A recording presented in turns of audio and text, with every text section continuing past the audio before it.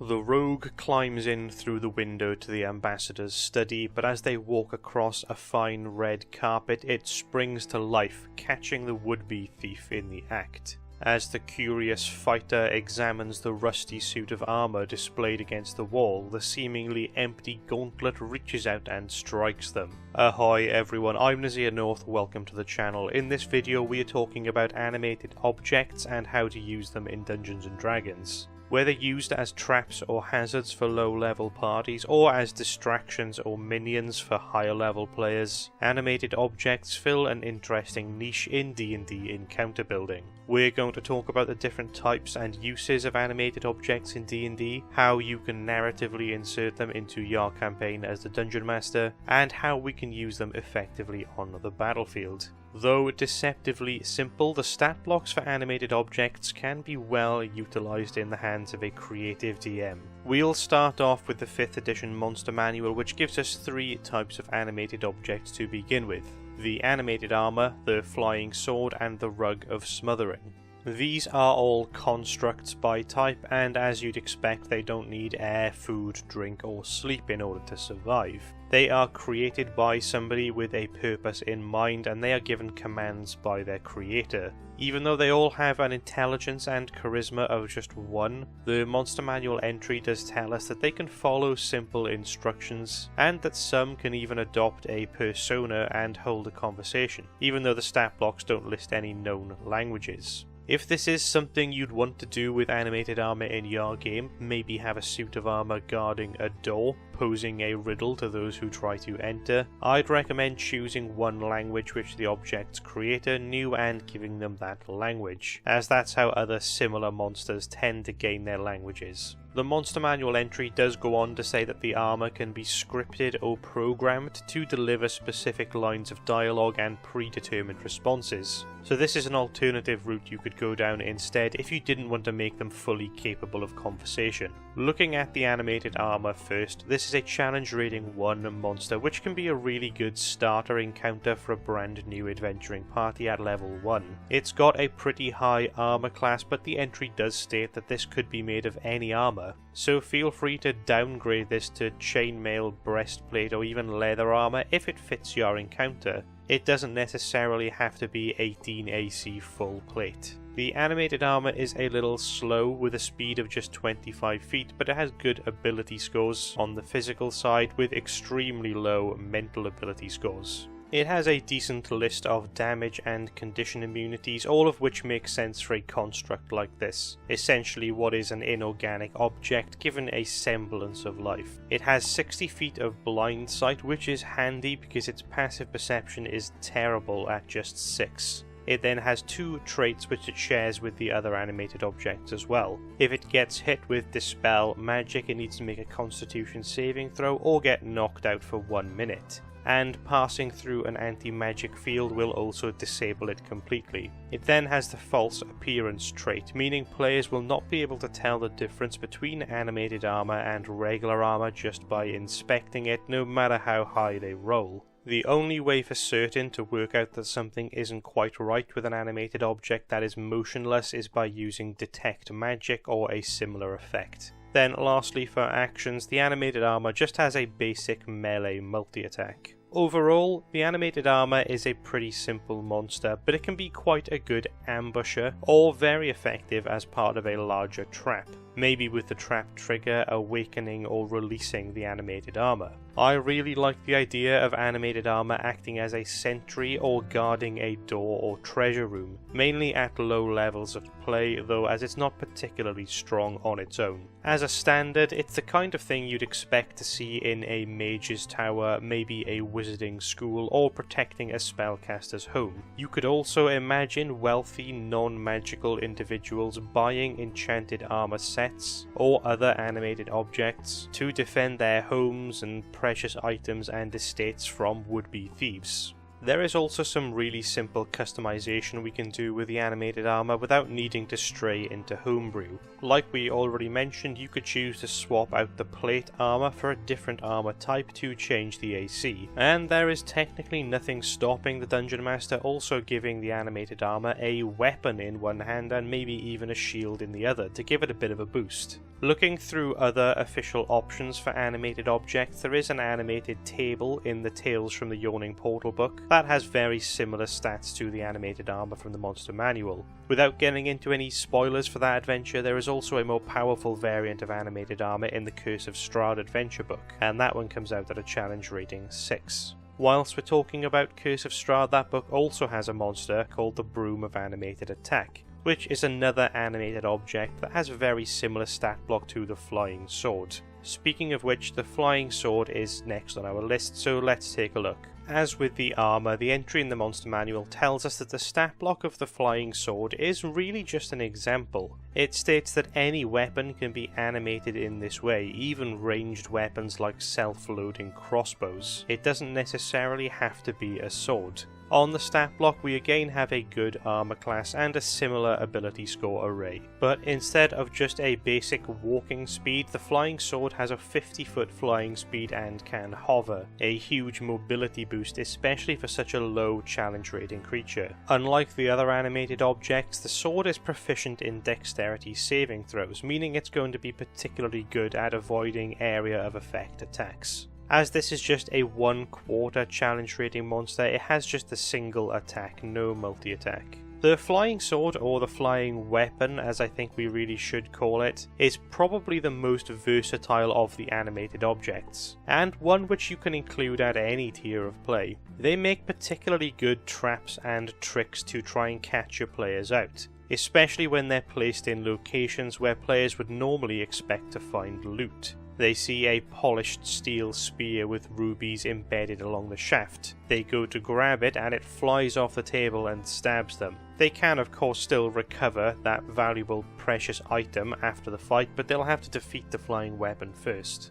Into mid and high tier play, I also quite enjoy giving spell casting foes flying weapons as minions. Imagine the players see the Oak Shaman throw their great axe towards them, where it misses the party and lands in the dirt. The players think it was just a bad throw, but then the axe rises up out of the ground and begins swinging around on its own. And when you are using the flying weapon later on in a campaign, the fact that it can also be a ranged weapon makes it particularly deadly. Imagine a dozen animated flying heavy crossbows that have a 50-foot speed and can self-load. They can fly around in a swarm or, which will make it more difficult, spread out and shoot the party from above. That could be a serious threat for a party to deal with and an amazing defense mechanism for a spellcaster's lair. Maybe a necromancer's tomb or a wizard's tower. The last animated object from the Monster Manual is the Rug of Smothering, which has some quite interesting and unique features.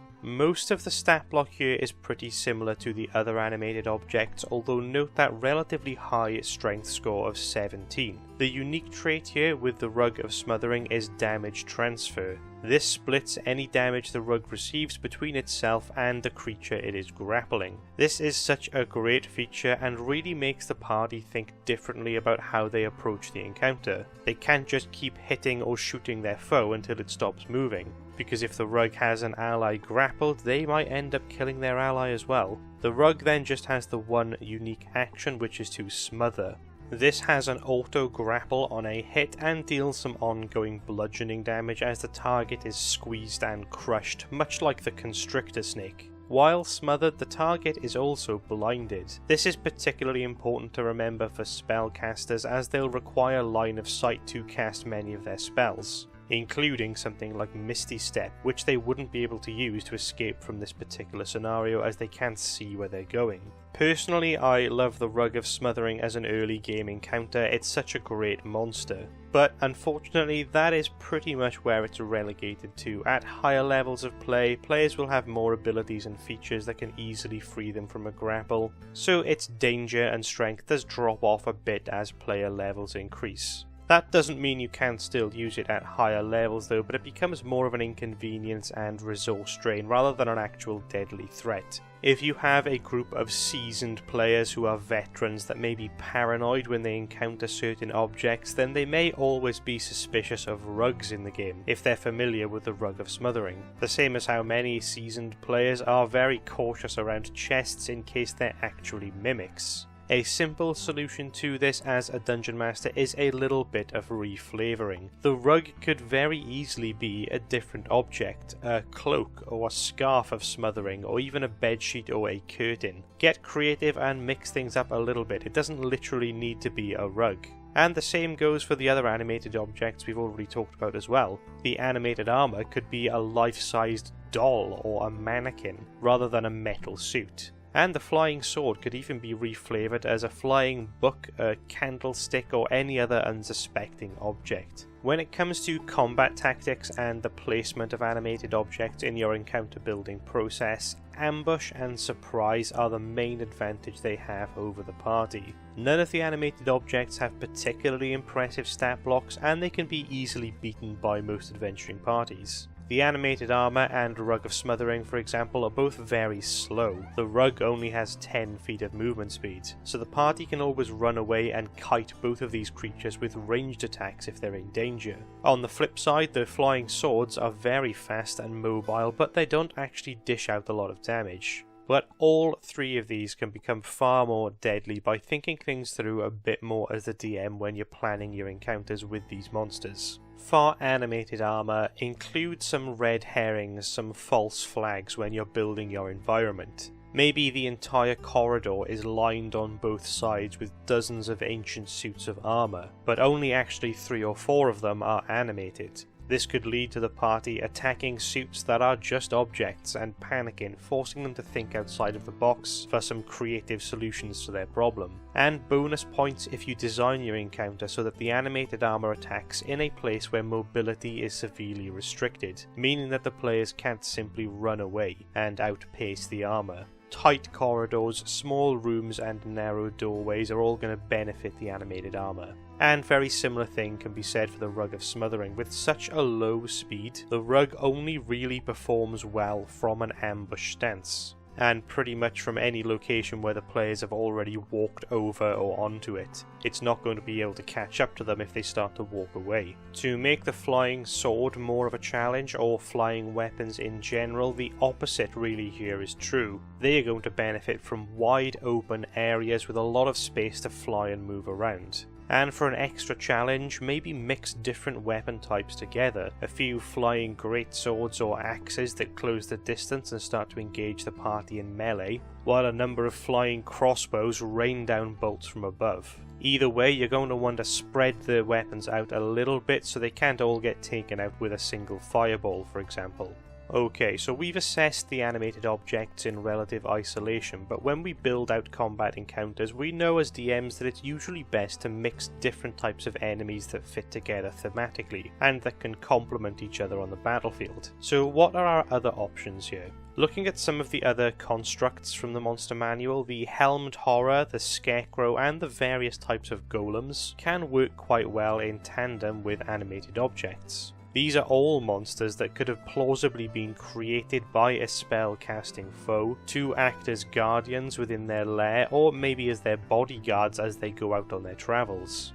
My go-to leader or creator of these constructs here would be the mage from the monster manual. But any monster or NPC with spellcasting could plausibly work. It doesn't even have to be a humanoid. Some examples could include a travelling wizard who uses animated armour to carry all of their heavy gear and to defend them in a fight if needed. You could have a Gish type character, maybe a paladin, warlock or eldritch knight as an NPC who carries a number of weapons on their person, one to hold and use themselves and the others to animate and fly around to attack on their own. And borrowing from Marvel, we could also have a sorcerer who has a modified Rug of Smothering as a cape, which then detaches and fights the sorcerer's enemies when they're nearby. I do also think that an undead theme can fit quite well here with some of these constructs, in the same way that objects moving of their own accord or being possessed by a ghost or poltergeist is quite a common trope in horror. A final honourable mention for other monsters that could be a thematic fit here for animated objects are the living spells. Now unfortunately you won't find these in the monster manual, but they are in the Eberron setting book as well as the Rime of the Frostmaiden adventure book. These are very similar to animated objects. They are basically animated spell effects that a wizard or other spellcaster could have created to act as their protectors or minions. So one to look up if you're not familiar. And the very last thing I think we need to cover when it comes to animated monsters in general is the animate object spell. Even though this is a spell for players, it does give us statistics for animated objects of every size, which as DMs we could reflavor and use in any way we like. For convenience, I've been through the spell description and drawn up the types of animated objects as monster stat blocks, using some example objects for each size category and calculating their hit dice and challenge ratings as if they were normal monster stat blocks.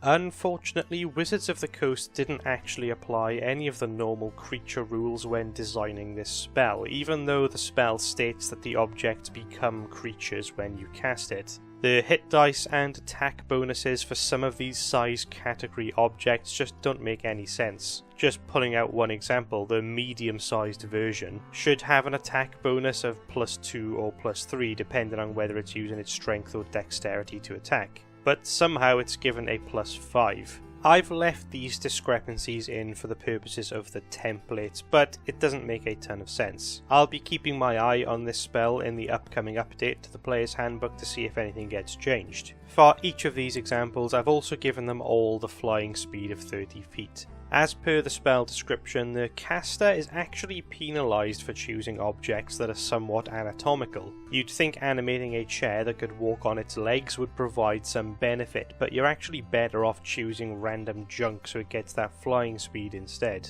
And for the examples in order of size, I've used a coin, a candelabra, a barrel, a wardrobe and a boulder.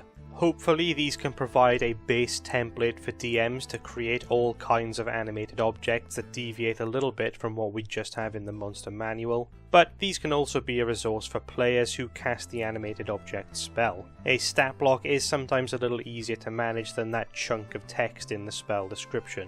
Laying everything out like this in a stat block does also highlight some other issues like the lack of damage and condition immunities, for example. You'd expect constructs to be immune to psychic and poison damage as a standard, like they are in the monster manual, but these objects via the spell are not. But again, if you're using these templates as a DM, you could add that stuff in at your discretion. Anyway, if you want to get a hold of those stat blocks to print out or use in your game, then you can check out that link in the description below the video. I hope you've all enjoyed this one. If you have, please remember to hit that like button and subscribe to the channel for more videos like this in the future. And let me know in the comments if there's a specific monster you'd like to see a breakdown for. Cheers everyone, thank you for watching, I will see you next time.